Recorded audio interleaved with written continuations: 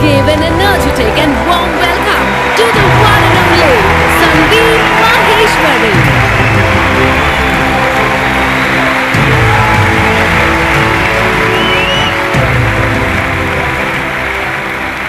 Good morning, everybody. एक छोटी सी request है, एक्सक्यूज मी, आप लोग जो आगे बैठे हुए हैं, स्टेज पे ना लाइट बहुत ज्यादा है, जिसकी वजह से मुझे पीछे तक दिख नहीं रहा है। तो आप एक बार चेक करके बताएंगे पूरा स्टेडियम खाली पड़ा है क्या?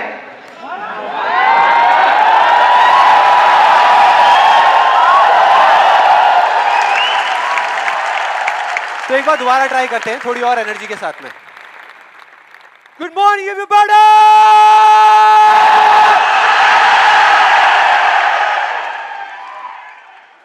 अब कुछ मजा आया।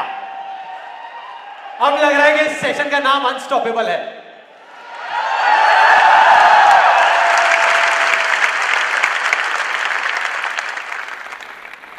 ओके, अब बात करते हैं मेरी। मैं इतना एक्साइटेड क्यों हो रहा हूं? देखो, बहुत सिंपल है। अपने हर सेशन से पहले 15 से 20 मिनट के लिए मैं अपनी आंखें बंद कर लेता हूं। और जब माइंड पूरे तरीके से ब्लैंक हो जाता है, जब माइंड में कोई थॉट्स नहीं होते, तो अपने आप से एक क्वेश्चन करता हूँ कि अगर ये दिन मेरी ज़िंदगी का आखिरी दिन हो और मुझे किसी तरीके से पता चल जाए कि मैं कल सुबह नहीं उठने वाला, तो मैं आज क्या करूँगा? ये मेरा क्वेश्चन होता है। और उसके सिर्फ 2 ऑप्शंस होते हैं मेरे पास में, 2 जवाब होते हैं और मैं दूसरे ऑप्शन को चुनता हूँ। पहला ऑप्शन कि कल जो होने वाला है उसको सोच सोच करके मैं रोता रहूँ और परेशान हो जाऊँ। दूसरा ऑप्शन कि जो मेरे पास कुछ घंटे बचे हुए हैं ना, उसमें कुछ ऐसा कर जाऊं, कुछ भी, कि जानने के बावजूद भी कि मैं कल सुबह नहीं उठने वाला, फिर भी आज रात को चैन से सो सकूं, बढ़िया नींद आए।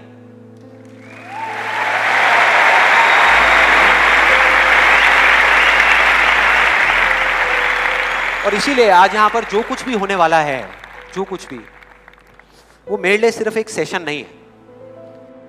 जैसे जैसे सेशन आगे बढ़ेगा आपको समझ आएगा मैं बोल क्या रहा हूं। जैसे जैसे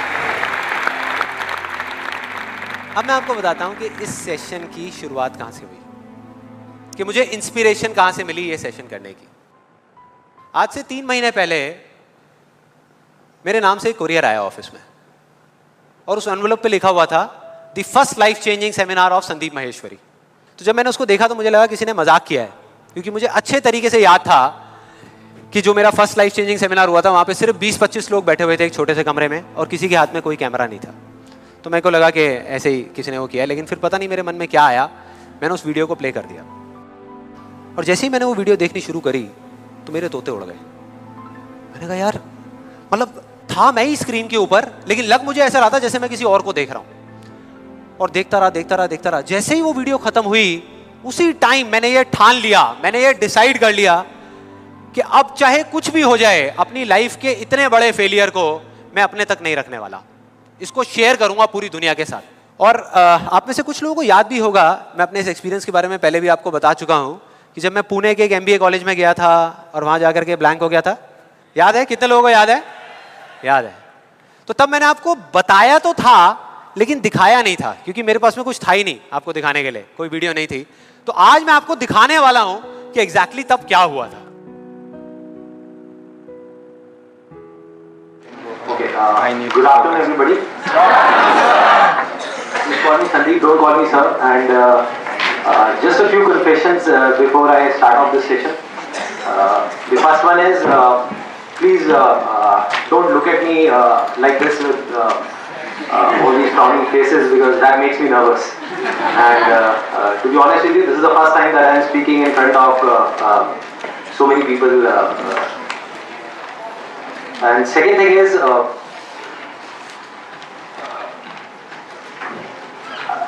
I'll be not talking about the theory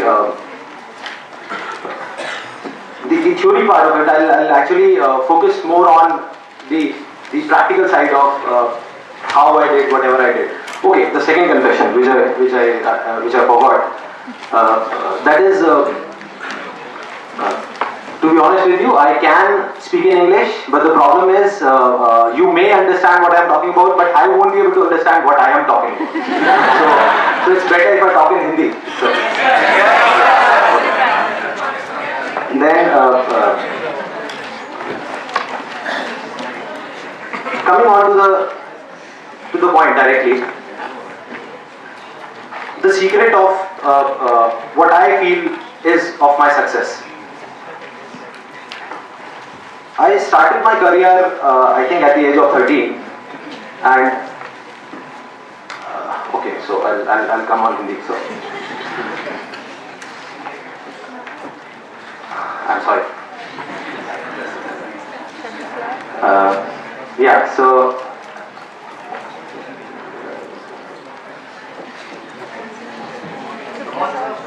yeah, I'll do it. The images बाजार start कर सकता हूँ तो ये भी कर सकता हूँ. So I think it's not that big a deal.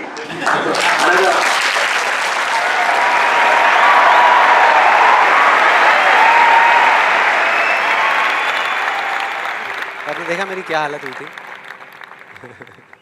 I think सबका यही हाल होता है जब वहाँ पे स्टेज पे जाते हैं, इतने सारे लोग सामने बैठे होते हैं, सबका यही होता है. तो जब मैंने ये वीडियो देखी तो मेरे दिमाग में सिर्फ एक ही चीज़ चल रही थी, सिर्फ एक, कि ऐसा क्यों हुआ कि मैं अपना इतना बड़ा मजाक उड़वाने के बाद भी बाज नहीं आया, और क्या वजह है कि मैं वहाँ से यहाँ तक आ गया. लेकिन मुझे ना इसका एग्जैक्ट जवाब नहीं मिल रहा था. मतलब मुझे समझ नहीं आ रहा था कि इसके पीछे वजह क्या है. और फिर फाइनली एक दिन वो वजह समझ आई. मैंने एक कहानी पढ़ी कहीं पर, और उस कहानी के जब मैं अंदर तक गया तो मेरे को समझ आया कि हाँ, ये वजह है. ये कहानी है दो बच्चों की जो एक गांव में रहते थे. उनमें से एक 6 साल का था और एक 10 साल का. दोनों बहुत अच्छे दोस्त थे, बिल्कुल शोले के जय और वीरू जैसे. दोनों हमेशा साथ साथ रहते, साथ साथ खेलते, साथ साथ खाते पीते, साथ साथ नहाते धोते. नहीं, धोते नहीं, ये थोड़ा ज़्यादा हो गया. तो एक दिन वो दोनों गांव से थोड़ा दूर निकल गए, और खेलते खेलते उनमें से जो बड़ा बच्चा था 10 साल वाला, वो एक कुएं में गिर गया और जोर जोर से चीखने चिल्लाने लग गया, क्योंकि उसको तैरना नहीं आता था. अब जो दूसरा बच्चा था, छोटा सा 6 साल का, उसने अपने आसपास में देखा और उसको कोई नजर नहीं आया, उसको कोई नहीं दिखा जिसको कि वो बुला सके हेल्प के लिए. और फिर उसकी नजर पड़ी एक बाल्टी पे जिस पे एक रस्सी बंधी हुई थी. उसने एक सेकंड भी वेस्ट नहीं किया, उस बाल्टी को उठा करके कुएं में फेंक दिया और अपने दोस्त को बोला कि पकड़ ले इसको. उसके दोस्त ने पकड़ा और वो अपनी पूरी ताकत लगा करके पागलों की तरह उसको खींचने लगा. खींचता रहा, अपनी पूरी जान लगा दी उसने. छोटे से बच्चे ने, 6 साल के और 10 साल के बच्चे ने उस बाल्टी को पकड़ा हुआ था. खींचता रहा और तब तक नहीं रुका जब तक उसने अपने दोस्त को बचा नहीं लिया, जब तक वो बाहर नहीं आ गया. अब यहां तक तो ठीक था, यहां तक तो ये कहानी समझ आती है. लेकिन हुआ क्या कि जैसे ही ये दो बच्चे, जब दोनों एक हो गए, जब बाहर आए और आकर के गले मिल रहे, रो रहे और खुश हो रहे, एक तरफ से उनको डर भी लग रहा था. डर था कि अब गांव जाएंगे तो बहुत पिटाई होगी जब उनको बताएंगे कि ऐसे हम कुएं में गिर गए और ये सब चीजें हुई. लेकिन मजे की बात, ऐसा कुछ भी नहीं हुआ. वो जब गांव गए और जा करके उन्होंने अपने घर वालों को बताया, बाकी गांव वालों को बताया, तो किसी ने विश्वास नहीं किया, पूरे गांव वालों ने. और वो अपनी जगह बिल्कुल ठीक थे, क्योंकि उस बच्चे में इतनी ताकत भी नहीं थी कि वो एक बाल्टी पानी से भरी हुई वो उठा सके. तो इतने बड़े बच्चे को इतनी ऊपर खींचना तो बहुत दूर की बात है. लेकिन एक आदमी था उस गांव में, उसने विश्वास कर लिया. उनको सब रहीम चाचा कहते थे, उस गांव के सबसे समझदार बुजुर्गों में से एक. और सबको लगा कि यार ये कभी झूठ नहीं बोलते, अगर ये कह रहे हैं तो जरूर कोई ना कोई बात होगी, कोई ना कोई वजह होगी जिस वजह से ऐसा कह रहे हैं. और फिर सारे गांव वाले इकट्ठे होकर के उनके पास में गए और जा करके बोले कि देखो जी, हमें तो कुछ समझ आ नहीं रहा, आप ही बता दो कि ऐसा कैसे हो सकता है. तो उनको हंसी आ गई. वो बोले कि यार इसमें मैं क्या बताऊं, वो बच्चा बता तो रहा है उसने कैसे किया. बाल्टी को उठा करके कुएं में फेंका, उसके दोस्त ने बाल्टी को पकड़ा, उसने रस्सी को खींचा और अपने दोस्त को बचा लिया. तो आपको पता तो है उसने कैसे किया, बच्चा बता तो रहा है, इसमें मैं क्या बताऊं. तो सारे गांव वाले उनकी शक्ल देख रहे. फिर कुछ देर बाद वो बोले कि सवाल ये नहीं है कि वो छोटा सा बच्चा ये कैसे कर पाया, सवाल ये है कि वो ये क्यों कर पाया, कि उसके अंदर इतनी ताकत कहां से आई है. और बोले इसका सिर्फ एक जवाब है, सिर्फ एक, कि जिस वक्त उस बच्चे ने ये किया, उस टाइम पे उस जगह पर दूर दूर तक कोई नहीं था, उस बच्चे को यह बताने वाला कि तू ये नहीं कर सकता।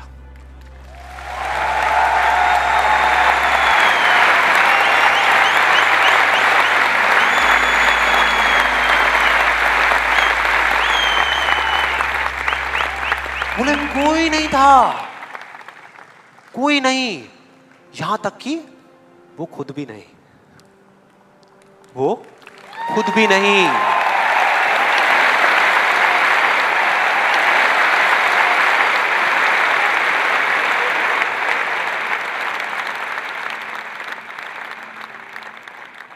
अब मैं आप लोगों से पूछता हूं कि अगर कुछ ऐसा हो जाए, अगर आपको भी उस बच्चे की तरह किसी की आवाज सुनाई ना दे जो आवाजें आपको रोकती है, ना किसी और की ना अपनी, तो क्या होगा?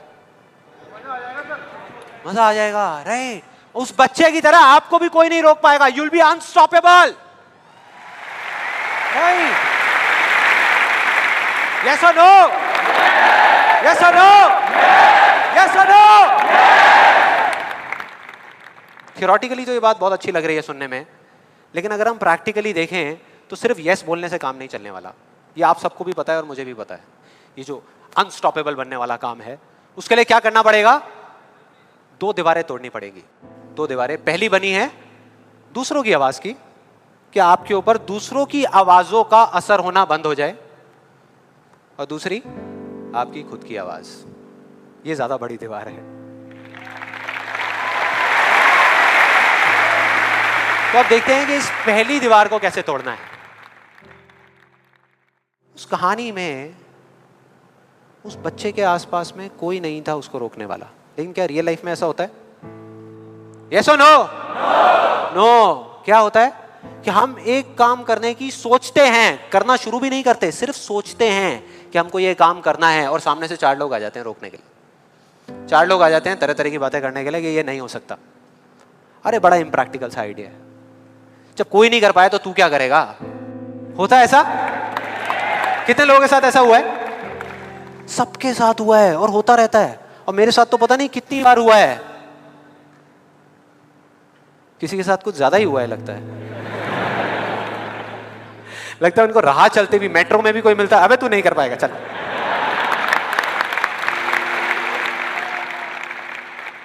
तो अब सवाल ये उठता है कि ऐसे में हम क्या करें?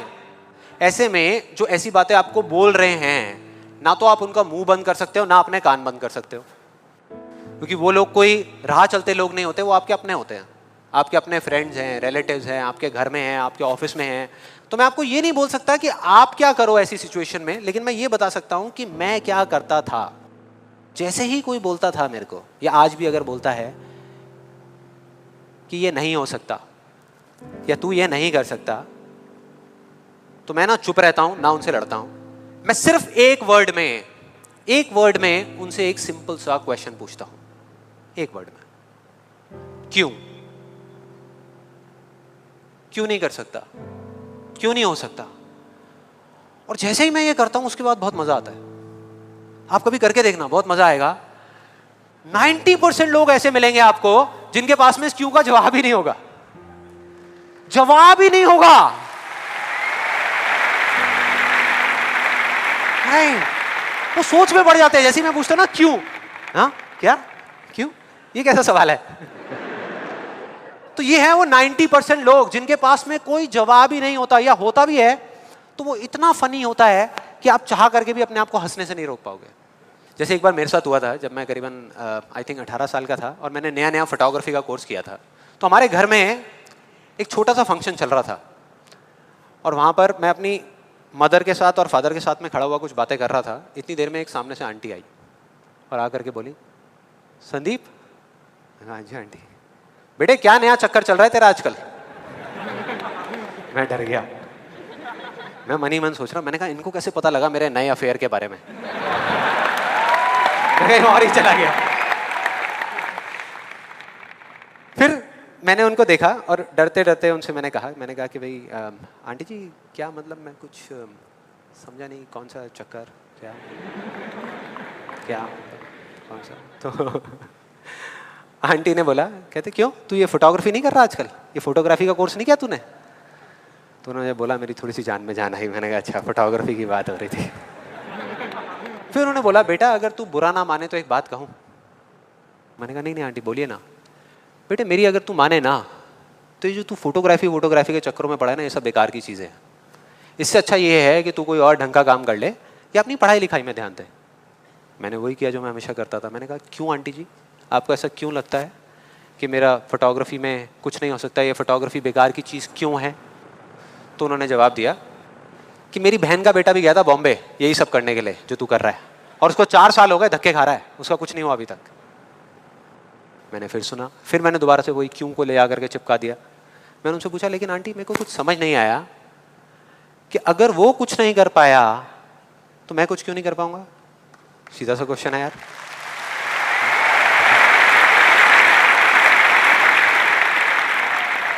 वो थोड़ी सी इरिटेट हो गई, लेकिन उसके बाद जो उन्होंने बोला, उस दिन मेरा कम से कम 10 किलो खून बढ़ गया होगा हंसते हंसते। उन्होंने गुस्से से मेरे से पूछा, कहते तेरे कितने % आए थे 12th में?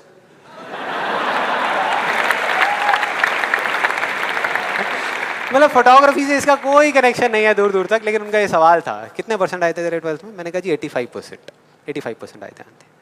फिर उन्होंने एक अजीब सा एक्सप्रेशन दिया, मेरे को ऐसे देखा जैसे कि मेरे से बड़ा बेवकूफ़ इस पूरी दुनिया में कोई नहीं है, और बोली उसके 92% आए थे।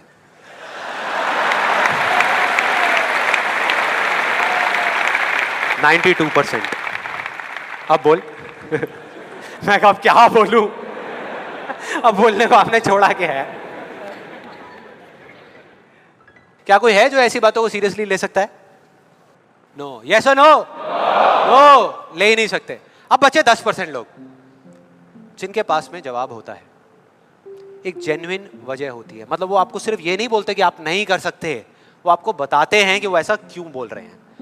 तो मुझे जब भी कोई ऐसा मिलता है तो मैं उनके पास में जाकर के शांति से बैठता हूं, उनकी सारी बात को समझता हूं, फिर अकेले में जाकर के उस प्रॉब्लम का सॉल्यूशन निकाल लेता हूं और अपने पूरे दिल से उस इंसान को थैंक्स करता हूं, क्योंकि इनडायरेक्टली ऐसे लोग हमको हेल्प करते हैं आगे बढ़ने में। लेकिन इसका मतलब ये नहीं है कि उन 10% लोगों की बातों को मैं ज्यादा सीरियसली लेता हूं, या अगर मेरे को उसका जवाब नहीं मिलता तो मैं रुक जाता हूं। क्योंकि जवाब नहीं है इसका मतलब ये नहीं कि हम चलना बंद करते हैं। फॉर एग्जाम्पल, अगर हम अपने घर से ये सोच करके निकले हैं कि जब सारी लाइट्स ग्रीन हो जाएंगी तब मैं अपने घर से निकलूंगा, तो निकल पाएंगे कभी? कोई भी ऐसा कुछ आपको बोलता है आकर के कि आप ये नहीं कर सकते, तो समझ लेना कि वो बोल तो आपको रहा है, लेकिन उसका इशारा आपकी तरफ नहीं है। वो बस इतना सा कहना चाहता है क्योंकि मैं इस काम को नहीं कर सकता।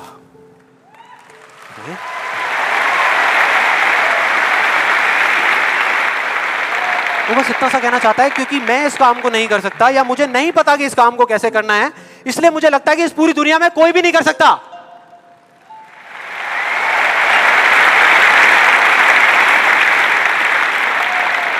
आप में से कितने लोगों ने कहावत सुनी है कि किसी पे जुल्म करना पाप है, लेकिन जुल्म सहना उससे भी बड़ा पाप है? कितने लोगों ने सुनी है? ऑलमोस्ट सबने सुनी है। बिल्कुल इसी तरह से कोई इंसान अगर जिंदगी में कुछ करना चाहता है ना, या कुछ बनना चाहता है, तो उसको जा करके ये बोलना कि तू ये नहीं कर सकता, उसकी हिम्मत को तोड़ना, उसकी उम्मीद को तोड़ना एक बहुत बड़ा पाप है। क्योंकि कई बार कुछ लोगों के पास में सिर्फ एक उम्मीद होती है और कुछ भी नहीं, लेकिन वहीं दूसरी तरफ किसी को इतना हक देना कि वो आ करके आपके सामने खड़ा हो जाए और आपको कुछ भी बोलता रहे, आपकी उम्मीद को तोड़ दे, आपकी हिम्मत को तोड़ दे, और आप चुपचाप खड़े खड़े उसको देखते रहो, कुछ भी ना कहो, कुछ भी ना करो, ये उससे भी बड़ा पाप है।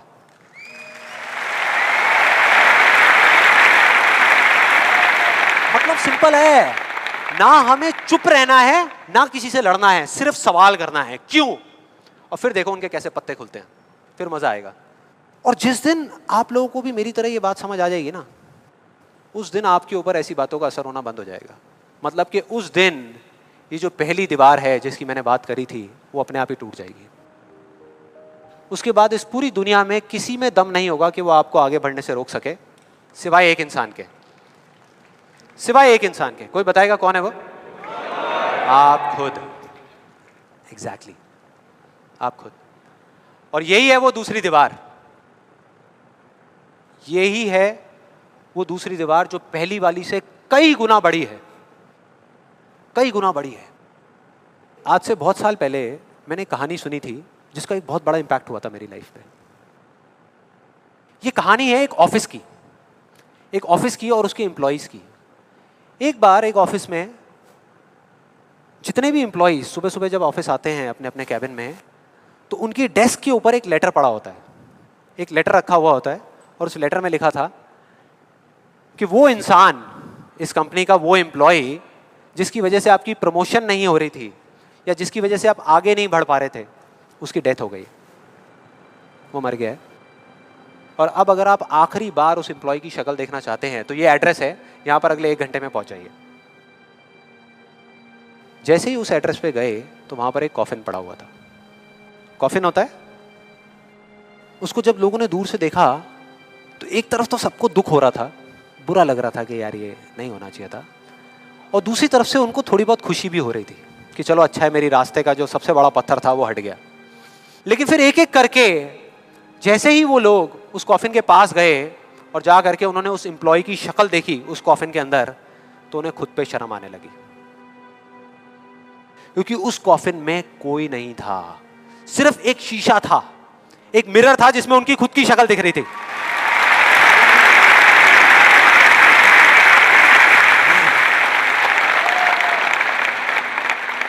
हम सब भी तो यही करते हैं अपनी लाइफ में कि सारा ब्लेम उठा करके किसी सिचुएशन पे डाल दिया, किसी और इंसान पे डाल दिया, सब जगह डाल दिया सिवाय एक इंसान के, खुद पे। यहां पर कितने लोग इस बात को मानते हैं जो मैंने अभी अभी कही कि आपके रास्ते का सबसे बड़ा पत्थर और कोई नहीं, आप खुद ही हो? कितने लोग मानते हैं? सब लोग मानते हैं। लेकिन एक चीज और है यहां पर बहुत मजेदार, कि कोई भी इंसान, कोई भी, चाहे वो आप हो, चाहे मैं हूं, चाहे कोई भी है, वो जान करके अपने रास्ते का पत्थर क्यों बनेगा? अपना ही नुकसान क्यों करेगा? अपना ही दुश्मन क्यों बनेगा? फॉर एग्जाम्पल, अगर अभी मैं यहाँ पर थोड़ी सी लकड़ियाँ इकट्ठी करके आग लगा दूँ और आप लोगों से रिक्वेस्ट करूँ कि यार प्लीज़ मेरी खातिर 5 मिनट के लिए आ करके इस आग में जल जाओ, 5 मिनट के लिए, कुछ नहीं होगा, मैं गारंटी दे रहा हूँ, आपको बिल्कुल भी दर्द नहीं होगा, बहुत मज़ा आएगा। कितने लोग तैयार हैं यहाँ पर आने के लिए? कितने लोग तैयार हैं? हाँ, जो 1-2 लोग हाथ ऊपर उठा रहे हैं ना, उनको लग रहा है कि मैं भुट्टा सेकने की बात कर रहा हूँ।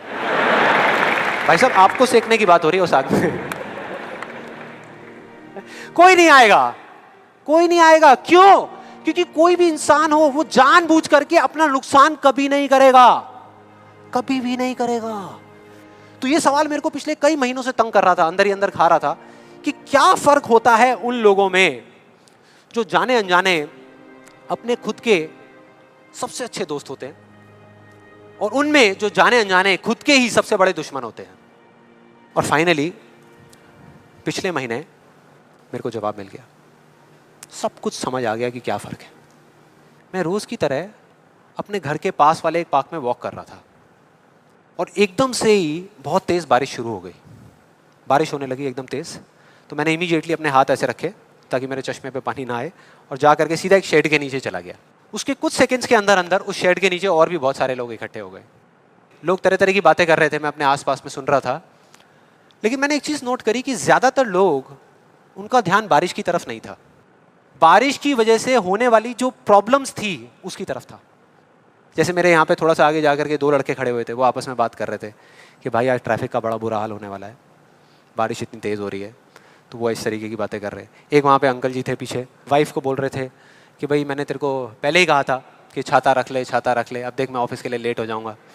तो इस तरह की बातें हो रही थी, तरह तरह की।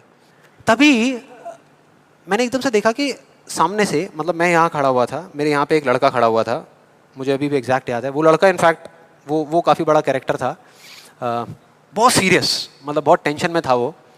हुआ क्या था, उसकी जेब में एक नोट पड़ा हुआ था जो गीला हो गया था, 20 रुपए का। तो उसको हिला हिला करके सुखाई जा रहा है, उसको फूंक मार रहा है और ये सब चीज़ें। तो मैं पहले, मेरा ध्यान उसकी तरफ था, फिर मैंने जैसे ही उधर देखा तो उधर से एक आदमी आ रहा था शेड की तरफ। उसका भी एक हाथ ऐसे था, लेकिन दूसरे हाथ से उसने अपनी बच्ची का हाथ पकड़ा हुआ था, छोटी सी बच्ची, 4-5 साल की, बड़ी प्यारी बच्ची। फर्क ये था कि उस बच्ची का हाथ ऐसे नहीं था, उसका हाथ ऐसे था, ऐसे था। और वो बच्ची बड़ी प्यारी प्यारी हरकतें कर रही थी। मैंने देखा वहाँ से, ऐसे उसका हाथ था, बार बार उस पर पानी की बूंदें गिर रही, वो इकट्ठा कर रही और पी रही, इकट्ठा कर रही और पी रही, इकट्ठा कर रही और पी रही। तो जैसे ही वो शेड के पास आए, मैं थोड़ा सा साइड हो गया। तो इधर वो मेरे नोट सुखाने की मशीन थी, इधर मैं सोच रहा था अपने भी नोट निकाल के दे दूं, भाई ये भी सुखा दे।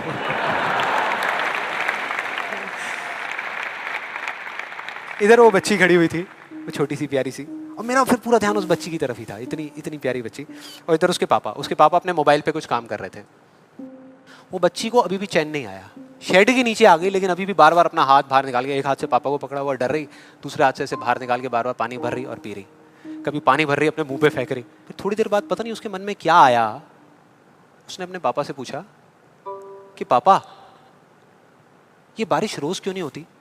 बड़ा अजीब सा क्वेश्चन था। उसके पापा ने कहा, वो अपने मोबाइल पे लगे हुए थे, हाँ बेटा होगी होगी, रोज होगी, रोज होगी, रोज होगी। वो बच्ची फिर अपने खेल में लग गई। फिर थोड़ी देर बाद पता नहीं क्यों उसने दोबारा से पूछा अपने पापा से, बताओ ना पापा रोज क्यों नहीं होती? इस बार उसको कोई जवाब नहीं मिला, लेकिन मुझे मिल गया। मुझे सब कुछ समझ आ गया कि क्या वो वजह है, क्या फर्क होता है उन लोगों में जो खुद के सबसे अच्छे दोस्त होते हैं और खुद के सबसे अच्छे दुश्मन होते हैं। क्या फर्क है उन दोनों लोगों में? देखो बहुत सिंपल है। जब बारिश होती है आसमान से, हम सबके ऊपर होती है, क्या एक जैसे होती है या अलग अलग तरीके से होती है? एक जैसे होती है, कोई पार्शियलिटी नहीं करती। आप अमीर हो, गरीब हो, काले हो, गोरे हो, बच्चे हो, बड़े हो, कोई फर्क करती है क्या बारिश? नहीं करती, सब पे एक जैसी होती है। बिल्कुल उसी तरह से वो शक्ति, वो एनर्जी जिससे पूरी दुनिया चल रही है, जिससे अभी अगर आप अभी फील करने की कोशिश करो, आपकी सांसें चल रही है, मेरी सांसें चल रही है। जिस शक्ति में इतनी ताकत है कि अगर वो चाहे तो एक सेकंड भी नहीं लगेगा, इस पूरी दुनिया को खत्म कर सकती है, और एक सेकंड के 1 करोड़वें हिस्से में इस दुनिया को दोबारा से बना भी सकती है। उसको आप साइंटिफिकली चाहे एनर्जी का नाम दे दो, चाहे स्पिरिचुअली भगवान कहो, आत्मा कहो, परमात्मा कहो, कुछ भी कहते रहो, उससे कोई फर्क नहीं पड़ता। और बिल्कुल उस बारिश की तरह उस शक्ति की भी बारिश हम सब पर होती रहती है, उस एनर्जी की भी बारिश होती रहती है, और सब पर एक जैसे होती है। फिर चाहे आप अमिताभ बच्चन हो, बिल गेट्स हो, कोई भी हो, कोई फर्क नहीं पड़ता। आप इस स्टेज पे खड़े हो या वहां बैठे हो, कोई फर्क नहीं पड़ता। तो फर्क क्या है? देखो बहुत सिंपल है, वही फर्क जो उस बारिश में था, जो मैंने नोट किया उस बच्ची के बीच में और औरों के बीच में। कुछ लोगों का हाथ ऐसे होता है और कुछ का ऐसे होता है, यही फर्क।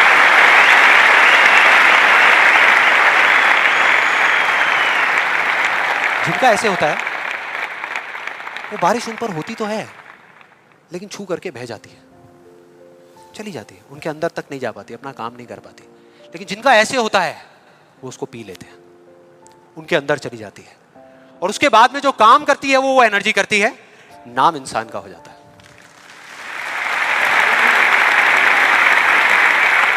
नाम हो जाता है कि वो कर रहा है, वो कर रहा है, वो कर रहा है। अरे कौन कर रहा है? वही एनर्जी पीछे से काम कर रही है। हम क्या कर सकते हैं? अगर मैं आपको कहूं कि हमारी बॉडी के जितने भी फंक्शंस हैं, उसमें से 99% फंक्शन से ज्यादा ऐसे हैं, डाइजेशन से लेकर के, ब्रीदिंग से लेकर के, ये सारी चीजें जो हम कंट्रोल नहीं करते, जो हमारे कंट्रोल में है ही नहीं। 1% चीजें हम कंट्रोल करते हैं और 100% क्रेडिट ले जाते हैं। और अब मजे की बात पता है क्या है? सबसे मजेदार बात कि यहां पर हम जितने भी लोग बैठे हुए हैं ना, हम सबको पता है कि अगर हमारे हाथ अभी ऐसे हैं तो ऐसे कैसे लाने हैं, क्योंकि बचपन में हम सबके बाय डिफॉल्ट हाथ ऐसे ही थे, सबके। फिर धीरे धीरे कुछ लोगों के यहाँ चले गए, कुछ के यहीं रह गए। जिनके यहाँ रह गए उनको हम सक्सेसफुल बोलते हैं, जिनके यहाँ चले गए उनको हम फेलियर्स बोलते हैं, अलग अलग फील्ड्स में। तो कोई बताएगा कि ऐसा क्या था जो बचपन में हम एक दिन में हजारों बार करते थे और अब हजारों दिनों में एक बार भी नहीं करते? याद करो वो बच्ची क्या कर रही थी उस पार्क में, बार बार क्या कर रही थी? एग्जैक्टली क्वेश्चन पूछ रही थी, मतलब के सवाल कर रही थी। Let's give a big hand for her.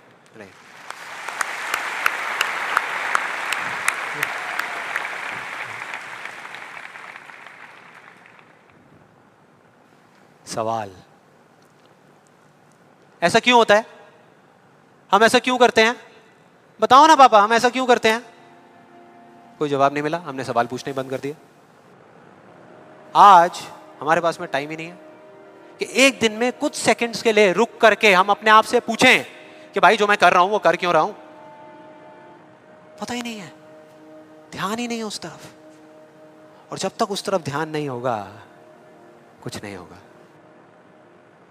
और सिर्फ उस पर विश्वास मत करो जो मैं बोल रहा हूं, हिस्ट्री को उठा करके देख लो। कोई भी इंसान किसी भी फील्ड में अगर सक्सेसफुल हुआ है तो उसमें और बाकी लोगों में क्या फर्क था?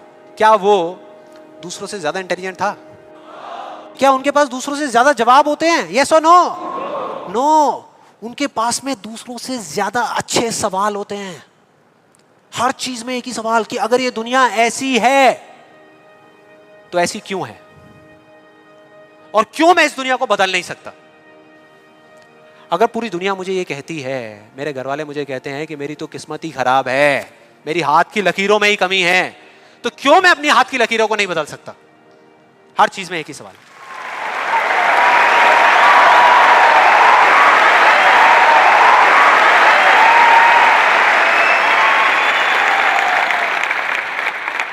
और दूसरी तरफ किसी फेलियर के पास चले जाओ, उनके पास आपको सिर्फ जवाब मिलेंगे, सवाल एक भी नहीं। सिर्फ एक्सक्यूजेस मिलेंगे, सिर्फ बहाने मिलेंगे, बस। सवाल पूछ ही नहीं रहे तो जवाब मिलेगा कहां से? कहां से मिलेगा? मिल ही नहीं सकता। तो मैं क्या कह रहा हूं कि लाइफ में आप जो कुछ भी कर रहे हो, जो भी, उससे कोई फर्क नहीं पड़ता, लेकिन अगर आपके पास में इस क्यों का बिल्कुल क्लियर जवाब है तो उस काम को आप पूरे विश्वास के साथ कर रहे हो। और अगर इस क्यों का जवाब ही नहीं है तो आप सिर्फ उस काम को अंधविश्वास पे कर रहे हो, जो आज नहीं तो कल टूटेगा ही टूटेगा। फॉर एग्जाम्पल, मैं आपको एक रियल लाइफ एग्जाम्पल से बताता हूँ। क्या कभी आप लोगों के साथ ऐसा कुछ हुआ है कि घर में कोई बड़ा सा फंक्शन चल रहा हो, जैसे किसी की शादी हो रही हो और वहाँ पे कोई रिलेटिव बीमार हो गया? हुआ है? कितने लोगों के साथ हुआ है ऐसा? हुआ है। तो ऐसे में क्या होता है? क्या होता है? जैसे ही एक किसी की तबीयत खराब होती है तो बाकी लोग क्या करते हैं? डॉक्टर बन जाते हैं, अपनी अपनी राय देते हैं आकर के। मेरी फैमिली में भी एग्जैक्टली बिल्कुल ऐसा ही हुआ था। मेरी एक कज़न सिस्टर की शादी थी और मेरे एक अंकल आए हुए थे अब्रॉड से। उनकी तबीयत खराब हो गई, उनको बुखार हो गया, और जैसे ही एक एक करके सब लोगों को पता लगा तो सब लोग आए और आ करके अपने अपने आइडियाज़ देने लगे। एक आंटी जी आई, काढ़ा बना करके, अपना अदरक का, तुलसी का, शहद का वो काढ़ा बना करके, बेटा ये पी लो, 2 घंटे में ठीक हो जाओगे, बुखार अभी उतर जाएगा, बहुत पुराना नुस्खा है। उसके बाद में एक अंकल आए, बड़े फनी, वो आ करके उन्होंने ऐसे उनके सर पे हाथ रखा, गर्म हो रहे हैं। फिर उन्होंने कहा कुछ नहीं है, इनको ठंडी बर्फ़ की पट्टियाँ कर दो, अभी सारा बुखार उतर जाएगा। ऐसे सब तरह तरह के लोग आ रहे थे, तरह तरह के, और अपने अपने आइडियाज़ दे रहे थे। सबको पूरा विश्वास था कि ये करने से वो ठीक हो जाएंगे, उनका बुखार उतर जाएगा। लेकिन इसका बिल्कुल उल्टा हुआ। अगले दिन सुबह उनका बुखार कम होने की बजाय और बढ़ गया, तेज़ हो गया। और अब ऐसे में बड़ा मज़ा आता है कि जो लोग जितना ज़्यादा कॉन्फिडेंट थे ना अपने नुस्खे को लेकर के, वो उतना ही पीछे हट गए। उनका जवाब था कि भाई मैं तो कल ही कह रही थी कि डॉक्टर को बुला लो, किसी ने मेरी सुनी नहीं। डॉक्टर आया, वहाँ पे आ करके उसने पूरा चेकअप किया, कुछ टेस्ट बताए, शाम तक रिपोर्ट्स आई और पता लगा कि उनको मलेरिया था। डॉक्टर को जैसे ही पता लगा उसने कुछ दवाई दी और अगले कुछ दिनों में वो बिल्कुल ठीक हो गए। तो क्या फर्क था डॉक्टर में और बाकी लोगों में? डॉक्टर ने कुछ भी करने से पहले, मतलब कि अपना इलाज शुरू करने से पहले, कोई भी नुस्खा बताने से पहले ये पता लगाया कि उनको बुखार क्यों हुआ, और बाकी किसी ने ये पता लगाना जरूरी ही नहीं समझा कि उनको बुखार हुआ क्यों। डॉक्टर को पता था कि उस बीमारी का कॉज क्या है, उसकी जड़ क्या है, उसकी वजह क्या है, और इस वजह से उसको पूरा विश्वास था कि मैं ये दवाई दूंगा और वो ठीक हो जाएंगे। बाकी सब जो कह रहे थे कि हमको विश्वास है, उनको सिर्फ अंधविश्वास था कि वो ठीक हो जाएंगे, वो विश्वास नहीं था।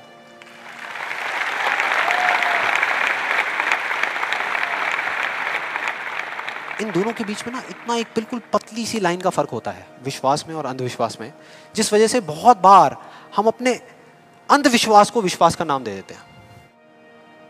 और इसका आज की डेट में सबसे बड़ा एग्जाम्पल, सबसे बड़ा, वो है लॉ ऑफ अट्रैक्शन। सुना है यहाँ पे? कितने लोगों ने सुना है लॉ ऑफ अट्रैक्शन के बारे में? ऑलमोस्ट सबने सुना है। अब ये बहुत मजेदार है, लॉ ऑफ अट्रैक्शन। मुझे बहुत लोग मिल चुके हैं, मतलब काफ़ी लोग मिले हैं जो आ करके मुझसे पूछते हैं कि भाई आपके हिसाब से आपको क्या लगता है कि लॉ ऑफ अट्रैक्शन काम करता है या नहीं करता।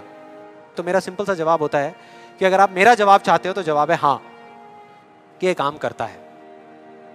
साइंटिफिकली जिसको बोलते हैं law of cause and effect, और स्पिरिचुअली जिसको बोलते हैं लॉ ऑफ कर्मा, ये उसके ऊपर बेस्ड है। तो इसमें कोई शक नहीं है कि ये काम करता है, लेकिन वैसे नहीं जैसे कि कुछ लोग अपनी बुक्स के थ्रू और वीडियोस के थ्रू इसके बारे में बता रहे हैं, वैसे नहीं। आप में से कितने लोगों ने वीडियो देखी है?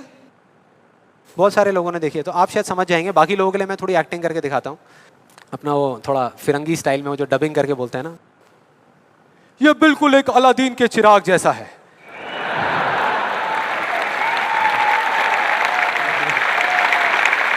बिल्कुल ऐसा लगता है किसी चमत्कारी बाबा की बात हो रही है कि वो आशीर्वाद रखेंगे और काम हो जाएगा 1 सेकंड में।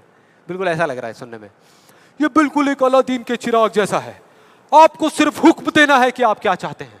आपको बंगला चाहिए, आपको गाड़ी चाहिए, आपको पैसा चाहिए, आपको सिर्फ बताना है कि आपको क्या चाहिए, फिर देखिए क्या होगा। ये प्रकृति आपके सुर से सुर मिलाएगी, ताल से ताल मिलाएगी।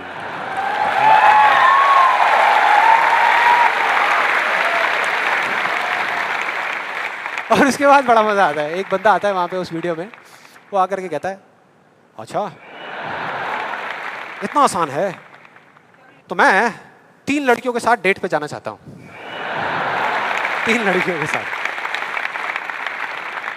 और उसको बोलते हैं, उसको जवाब मिलता है उस लॉ ऑफ अट्रैक्शन वाले लोगों से, आपको कुछ भी नहीं करना, आपको सिर्फ एक पेंटिंग बनानी है। अपनी एक पेंटिंग बनाइए जिसमें आप बैठे हैं और साथ में 3 लड़कियां बैठी है, और फिर देखिए क्या होता है। वो बंदा पेंटिंग बनाता है। उसके कुछ दिन बाद किसी चमत्कार की वजह से वो लड़का एक पार्क में बैठा होता है, उसके आसपास में 3 लड़कियां बैठी होती हैं, और उसमें से एक लड़की उसको अंगूर खिला रही होती है। भाई क्या है ये? क्या है ये? अगर मजाक नहीं है तो आप में से कितने लोगों ने ये ट्राई किया? मैं लॉ ऑफ अट्रैक्शन की बात कर रहा हूं, 3 लड़कियों के साथ डेट पे जाने की बात नहीं कर रहा। ऐसे पता नहीं कितने एग्जाम्पल्स हैं उस बुक में, उस वीडियोस में। एक सबसे फनी एग्जाम्पल जो बहुत लोग ट्राई कर रहे हैं, आई एम श्योर यहाँ पे भी बहुत लोगों ने ट्राई किया होगा, कार पार्किंग का। उसमें एक आदमी बोलता है, मैं जब अपने घर से निकलता हूँ तो मैं सोचता हूँ कि वो गाड़ी की जो पार्किंग है वो मेरे लिए खाली पड़ी होगी, और मैं जैसे ही जाता हूँ वो पार्किंग मेरे लिए खाली पड़ी होती है, और मैं जा करके अपनी गाड़ी लगा देता हूँ। क्या कमाल है यार। देखो कई बार मुझे 1-2 मिनट वेट भी करना पड़ता है, लेकिन फिर वो जगह अपने आप मेरे लिए खाली हो जाती है। मैं क्या करता हूँ, मैं सिर्फ सोचता हूँ वो जगह मेरे लिए खाली। कमाल है यार।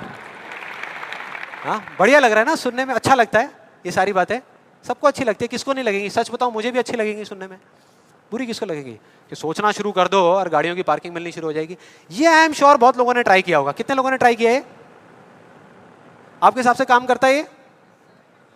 अच्छा, एक सवाल है, हमेशा करता है या कभी कभी करता है? कभी कभी करता है। लेकिन फिर वो एक लॉ कैसे हुआ? लॉ उसे कहते हैं जो एक ही कंडीशन में अगर सेम कॉज हो तो उसका सेम इफेक्ट आना चाहिए, उसको लॉ कहते हैं। सिंपल है भैया। अगर कंडीशन सेम है, आप एक ही जमीन पे 2 बीज बोओगे आम के, तो दोनों आम के पेड़ ही बनेंगे, एक एप्पल का पेड़ नहीं बन सकता। सीधा सा फंडा है। तो इसका मतलब कहीं ना कहीं कुछ कंफ्यूजन है, कुछ गड़बड़ है। तो मैं एक बहुत बड़ा यहाँ पर एक कमिटमेंट करने वाला हूँ, एक बहुत बड़ा चैलेंज करने वाला हूँ इन वीडियोस के अंदर। मेरा ओपन चैलेंज है उन लोगों को जिन्होंने ये बुक लिखी है और जिन्होंने ये वीडियोस बनाई है, क्योंकि उनसे ज़्यादा कौन जानता है इस लॉ के बारे में। वो जानते हैं कि वो क्या कह रहे हैं, वो समझते हैं कि वो क्या कह रहे हैं। तो मेरा ओपन चैलेंज है कि हम एक शर्त लगाते हैं, इस दुनिया में कहीं पर भी एक पार्किंग लॉट चूज करेंगे जो थोड़ा सा बिजी रहता हो, और वहां पर वो एक स्पॉट आइडेंटिफाई करेंगे, पार्किंग का स्पॉट, और अपने लॉ ऑफ अट्रैक्शन की पूरी पावर लगाएंगे। लगा सकते हैं, क्या दिक्कत है? सोचना ही तो है। सोचते रहेंगे, फील करते रहेंगे, मेरे को ये जगह मिलेगी मिलेगी मिलेगी। करो। जिस दिन उनको वो जगह मिल गई, मेरा एक कमिटमेंट है और मैं ये ओपन चैलेंज कर रहा हूं, उनको मैं 1 लाख रुपए दूंगा। और जिस दिन नहीं मिली, उन्हें मुझे सिर्फ 10,000 रुपए देने हैं। सिर्फ 10,000 रुपए, मतलब 1 का 10। कुछ लोगों का दिमाग चलना शुरू हो गया, अबे ये बढ़िया यार, मैं जा रहा हूं। मैं आ रहा हूं इस चैलेंज के लिए। कितने लोगों को लगता है कि वो आएंगे, इस चैलेंज को एक्सेप्ट करेंगे? कितने लोगों को लगता है नहीं आएंगे? वो नहीं आएंगे, वो आ ही नहीं सकते, क्योंकि उन्हें भी पता है कि सच क्या है और झूठ क्या है। वो सब अच्छे तरीके से इस बात को जानते हैं, क्योंकि मैं जिस लॉ के बेसिस पे बात कर रहा हूं, मैं कोई थियोरेटिकल कॉन्सेप्चुअल बात नहीं कर रहा, मैं बात कर रहा हूं लॉ ऑफ प्रोबेबिलिटी के बेस पे, जिसके बेस पे इस दुनिया के सारे कैसीनोस चल रहे हैं। एक बिजी पार्किंग है 100 गाड़ियों की, उनको उस स्पॉट पे पार्किंग मिलने की प्रोबेबिलिटी क्या है? 1:100 एग्जैक्टली, 1%। उनको नहीं मिलने की क्या है? 99:100। मतलब यहां पर एक बहुत बड़ा मैसेज है, जरूरी नहीं है जो बातें सुनने में अच्छी लग रही है वो एक्चुअल में अच्छी हो। यहां किसी ने बैंक लोन लिया हुआ है? किसी ने कोई बैंक लोन लिया हुआ है? हाँ, तो जो आपने बैंक लोन लिया हुआ है, आपकी मंथली EMI जाती होंगी बैंक को, इंस्टॉलमेंट जाती होंगी, जाती हैं? तो अब मैं आपको 2 ऑप्शंस देने वाला हूं, 2 ऑप्शंस। आप बताना आपको सुनने में कौन सा ऑप्शन ज्यादा अच्छा लग रहा है। पहला ऑप्शन कि आप जो काम कर रहे हो उसको पूरा दिल से करो, दिन रात करो, खूब काम करके जो आप पैसा कमाते हो उससे वो इंस्टॉलमेंट्स पे कर दो। दूसरा ऑप्शन है कि आपको ये सोचना है कि बैंक अपना जो लोन है वो माफ कर देगा और अपना पैसा वापस मांगना बंद कर देगा, और रातों रात कहीं से आपके कोई दूर के अंकल आपको 25-25 हजार रुपए महीने के चेक भेजना शुरू कर देंगे। कौन सा ऑप्शन ज्यादा अच्छा लग रहा है सुनने में, पहला या दूसरा? दूसरा। यही वजह है, इसी वजह से ये सब हो रहा है। वो जो झूठ बोल रहे हैं ना, उनकी कोई गलती नहीं है, वो ही बोल रहे हैं जो लोग सुनना चाहते हैं, और वो नहीं जो सच है, क्योंकि सच बहुत कम लोग सुनना चाहते हैं। इस वजह से सारी चीजें हो रही हैं।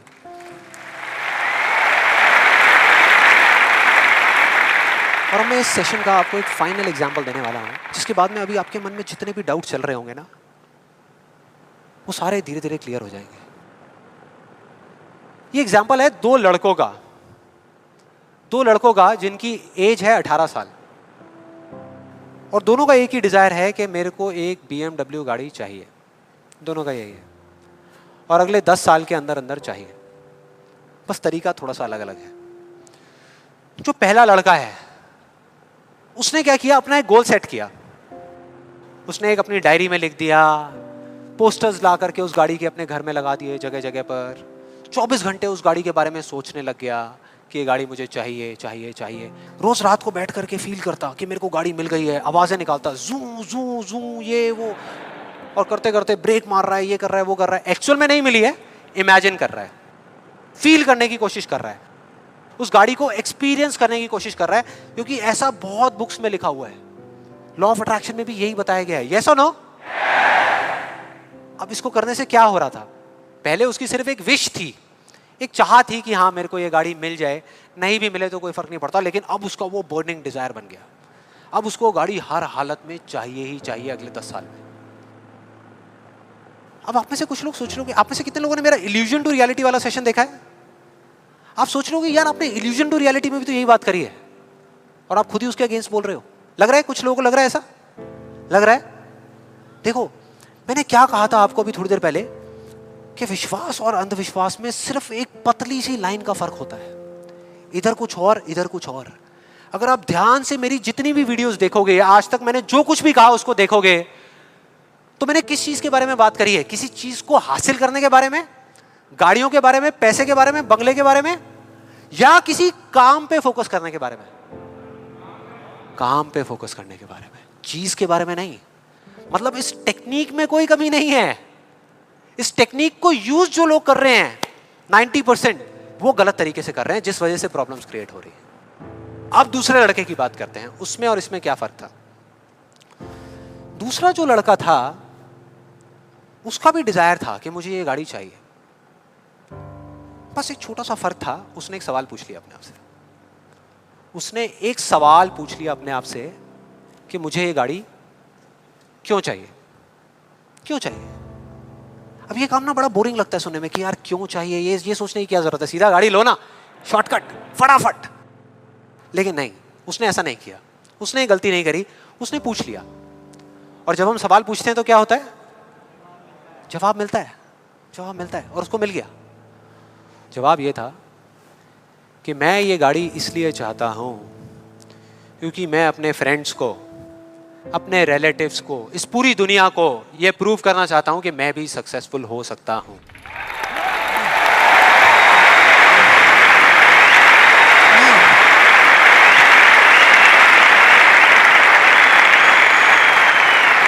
तो उसको जवाब मिल गया कि मैं ये इसलिए चाहता हूं क्योंकि मैं प्रूव करना चाहता हूं। फिर उसने दोबारा सवाल किया कि क्यों, मैं क्यों अपने आसपास वालों को, इस पूरी दुनिया को ये प्रूव करना चाहता हूं, क्यों करना चाहता हूं? और फिर उसको एक जवाब मिला, क्योंकि मेरे आसपास में जितने भी लोग हैं वो सब यही कर रहे हैं।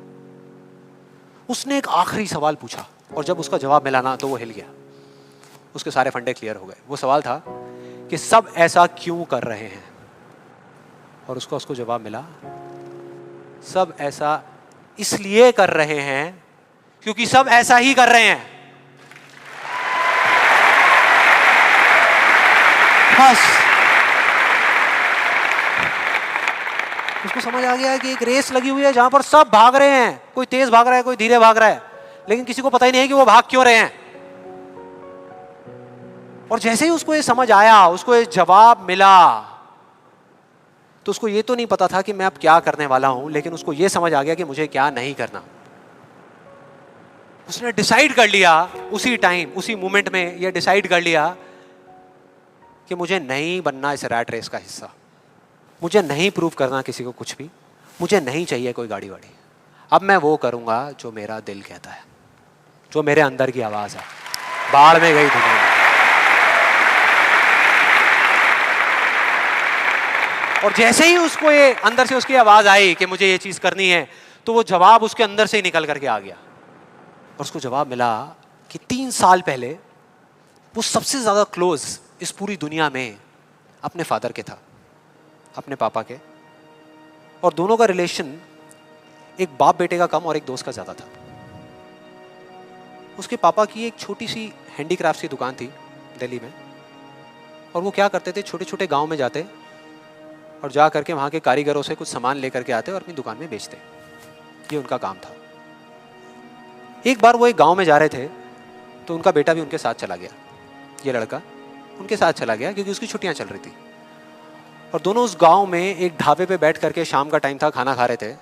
खाते खाते एकदम से उसके फादर के यहाँ पे दर्द उठा, लेफ्ट साइड में दर्द होना शुरू हो गया, और उस लड़के ने एक सेकंड भी नहीं लगाया, फटाफट से अपने फादर को लेकर के एक पास के हॉस्पिटल में चला गया। वहां जाकर के जो डॉक्टर्स थे उस गांव के हॉस्पिटल के, उन्होंने कहा कि आप इनको जल्दी से जल्दी किसी बड़े हॉस्पिटल में ले जाओ, टाइम नहीं है। लेकिन वो बड़ा हॉस्पिटल उस गांव से 3 घंटे की दूरी पे था। और जब वो वहां पहुंचा और उसको, उसके फादर को इमरजेंसी वार्ड में लेकर के गए, तब तक सब ठीक था। लेकिन उसके 10 मिनट बाद डॉक्टर्स आए और आकर के उन्होंने बोला, वी आर सॉरी, अगर आप 15 मिनट पहले आ जाते तो हम कुछ कर सकते थे। 15 मिनट पहले। अब जैसे ही इस लड़के के साथ ये हुआ था तो बिल्कुल सुन्न हो गया था, मुंह से एक वर्ड बाहर नहीं आ रहा था, उसको समझ ही नहीं आ रहा था कि मैं क्या बोलूं, क्या सोचूं। उसने ऐसा कुछ सोचा ही नहीं था, एकदम से हो गया, एकदम से हो गया। और उसके काफी देर बाद जाकर के, उसके 5-10 मिनट बाद जाकर के उसके अंदर से एक चीख निकली थी, एक अजीब सी बात निकली थी जो उसको उस टाइम पे नहीं समझ आई थी कि ये बड़े डॉक्टर्स बड़े शहरों के बड़े हॉस्पिटल्स में ही क्यों होते हैं, छोटे छोटे गांव में क्यों नहीं होते।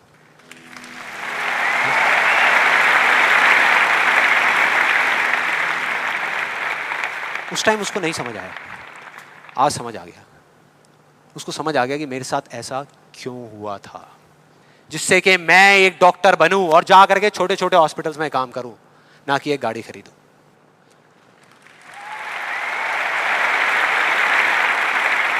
और इस एक सवाल ने, एक वर्ड के सवाल ने, क्यों ने, उसकी पूरी पूरी लाइफ का डायरेक्शन ही चेंज कर दिया। जहां एक तरफ उससे एक दिन में 1 घंटा भी पढ़ाई नहीं होती थी, अब वो दिन में 12-12 घंटे पढ़ने लगा। उसके कुछ साल बाद वो एक हार्ट सर्जन बन गया और जा करके कुछ बड़े हॉस्पिटल्स में बड़े डॉक्टर्स को असिस्ट करने के बाद में छोटे छोटे गांव में चला गया। ये थी उस दूसरे लड़के की कहानी।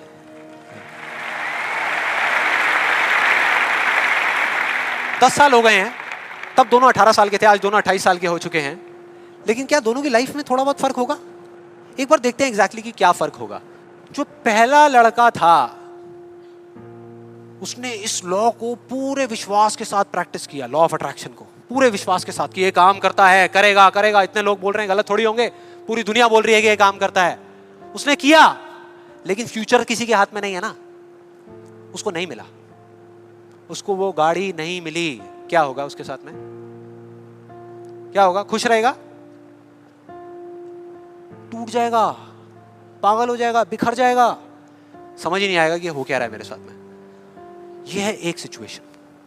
दूसरी सिचुएशन कि उसको BMW गाड़ी नहीं मिली लेकिन होंडा सिटी मिल गई। अब क्या होगा? खुश रहेगा?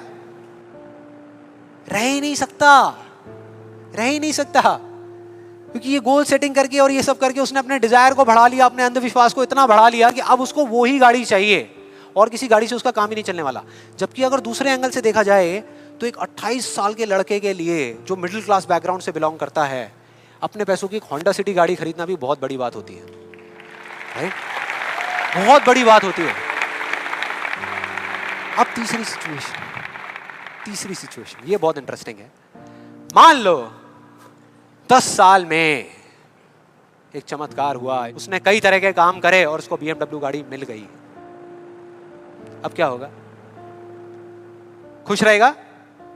सेटिस्फाइड हो जाएगा अपनी लाइफ से, बैठ जाएगा आराम से, हाँ, मिल गई, यही तो चाहिए था, मिल गया, हो गया काम, लाइफ बढ़िया हो जाएगी उसकी। उसका लालच और बढ़ जाएगा, उसका अंधविश्वास और बढ़ जाएगा। वो कहेगा कि अगर इस लॉ ऑफ अट्रैक्शन को प्रैक्टिस करके मुझे 10 साल में ये गाड़ी मिल सकती है तो अगले 5 साल में एक इतना बड़ा घर क्यों नहीं मिल सकता? यस और नो? मतलब कि उसको सब कुछ मिल चुका होगा लेकिन वो उसको छोड़ करके फ्यूचर के अंदर किसी और चीज को पकड़ लेगा। सब कुछ होने के बाद भी वो फ्यूचर में जिएगा और उसकी हालत बिल्कुल एक ऐसे खरगोश के जैसी हो जाएगी जिसके सर के सामने किसी ने डंडा लगा करके गाजर को टांग दिया। इमेजिन करो कैसा होगा वो खरगोश, जो उस गाजर को देख तो सकता है, बिल्कुल उसकी आंखों के सामने है, उसको खाने के लिए भाग भी सकता है लेकिन कभी खा नहीं सकता, मरते दम तक सिर्फ भाग सकता है, खा नहीं सकता। क्योंकि उसकी जो खुशी है वो उस काम में नहीं है जो वो काम कर रहा है, किसी चीज में है, बाहर है, उसके अंदर नहीं है। अब देखते हैं दूसरे लड़के को। ये बहुत इंटरेस्टिंग है कि इस दूसरे लड़के का क्या होगा। 10 साल हो गए, वो छोटे छोटे गांव में जा करके अपना काम कर रहा है और पहली सिचुएशन, उसको गाड़ी नहीं मिली, BMW गाड़ी उसको चाहिए थी 10 साल पहले लेकिन आज नहीं मिली, तो क्या होगा? क्या होगा? खुश रहेगा। उसकी खुशी किसी गाड़ी में नहीं है, किसी चीज में नहीं है, उसके काम में है। कल जो मिलने वाला है उसमें नहीं है, आज जो वो कर रहा है उसमें है।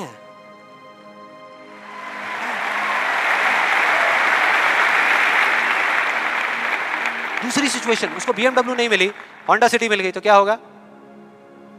तो भी खुश रहेगा, बहुत खुश रहेगा, एब्सोल्युटली।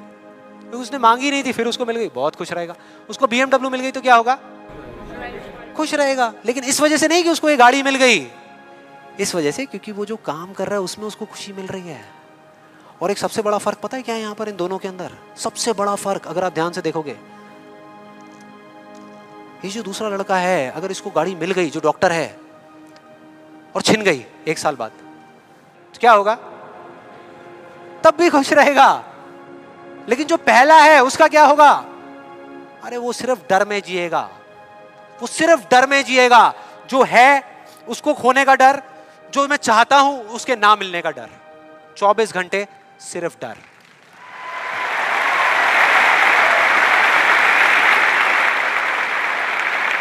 डर ही डर, सब कुछ होगा उसके पास में लेकिन फिर भी अंदर से डरा हुआ होगा, यार कोई मेरी गाड़ी ले ना ले, अरे कोई इस पे स्क्रैच ना मार दे।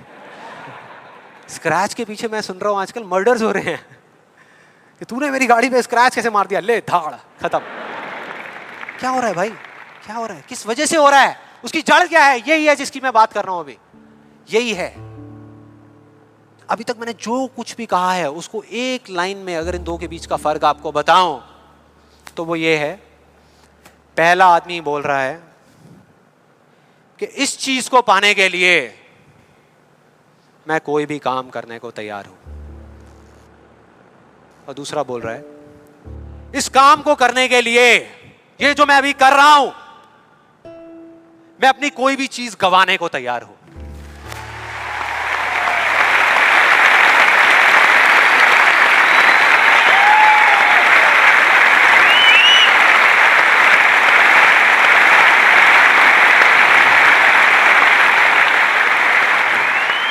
एक की जिंदगी का मकसद है, जो पहला है पाना, हासिल करना, उस चीज पे कब्जा करना किसी भी तरीके से, बस वो चीज मेरे हाथ में आ जाए। फिर चाहे इसके लिए उसको धर्म के रास्ते पे चलना पड़े या अधर्म के, वो चलेगा। उसको सही काम करना पड़े या गलत करना पड़े, वो करेगा। लेकिन दूसरा, उसके लिए अपने अंदर की आवाज को सुन करके, अपने अंदर की मतलब कि अपने दिल की आवाज को सुन करके किया गया कर्म ही इस दुनिया का सबसे बड़ा धर्म है।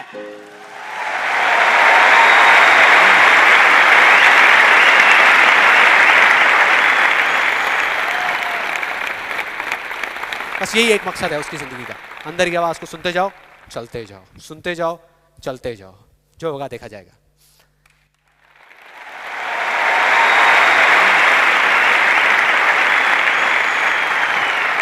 और इस गलत फहमी में मत रहना कि जो पहला है उसको दूसरे से ज्यादा मिलेगा, ये सोचना भी मत। जो पहला है ना, उसको चाहे कितना भी मिल जाए, कितनी भी चीजें मिल जाए, कितना भी कुछ हो उसके पास में, लेकिन उसमें और एक भिखारी में कोई फर्क नहीं है, कोई फर्क नहीं है। दोनों का सिर्फ एक काम है, मांगना, मांगना। तो अगर उसको मिला भी, पहले वाले को अगर मिला भी, तो बस इतना ही मिलेगा जितना वो मांग सकता है या जहां तक वो सोच सकता है, उससे ज्यादा नहीं मिल सकता। लेकिन जो दूसरा है, उसको जिस दिन मिलना शुरू होगा ना, बिना कुछ मांगे, बिना मांगे, वो इतना होगा, इतना होगा जितना वो खुद तो क्या, इस पूरी दुनिया में कोई सपने में भी नहीं सोच सकता, सपने में भी नहीं सोच सकता।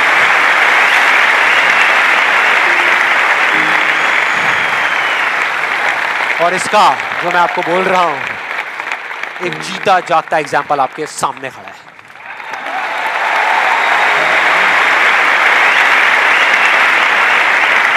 और जिस दिन आपने भी मेरी तरह इस रास्ते पे चलना शुरू कर दिया, तो वो दिन दूर नहीं है जब आपके पास सब कुछ होगा, आपके आसपास में जो आपको चाहिए उससे बहुत ज्यादा होगा, सब कुछ होगा, लेकिन फिर भी अपना कुछ भी खोने का डर नहीं होगा। चला जाए, चला जाए, चला जाए, ये जाए, वो जाए, कुछ भी जाए, कोई डर नहीं है। और ये डर नाम की दीमक है ना, जो लोगों की आंखों में दिखती है, जो अंदर ही अंदर लोगों को खोखला कर रही है, वो आपके अंदर जाना तो दूर, आपको छू भी नहीं पाएगी, छू भी नहीं पाएगी। You'll be fearless! ना जीने का लालच, ना मरने का डर। जो करोगे यहां से करोगे।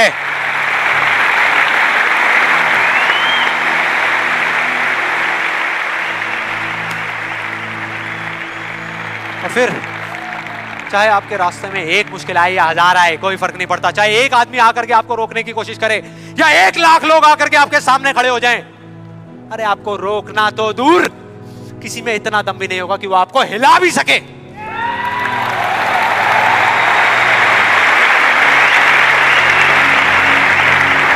क्योंकि उस दिन आप पर खुद उसका हाथ होगा।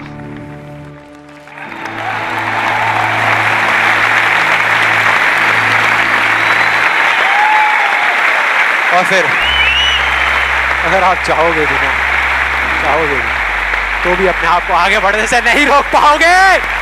You'll be unstoppable! You will be unstoppable!